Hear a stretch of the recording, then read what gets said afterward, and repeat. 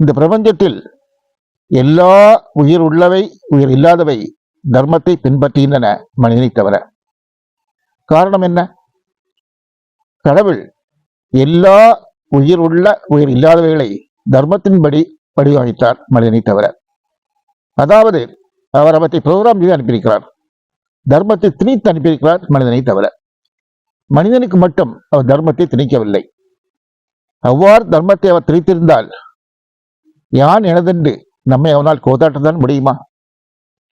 நமக்கு அவர் முழு சுதந்திரத்தையும் கொடுத்திருக்கிறார். Absolute freedom. நமக்கு வேண்டியதும் அதுதானே, நம்மை கேட்பதற்கு. அவர் மனிதனுக்கு நம்ம ஆப் என்று சொல்கிறோம்ல, ஒரு செயலி, அந்த ஒரு செயலியை வடிவமைத்திருக்கிறார் தர்மத்தின்படி. தேவைப்பட்டவர்கள் அந்த செயலியை இலவசமாக பதிவிறக்கம் செய்து கொள்ளலாம்.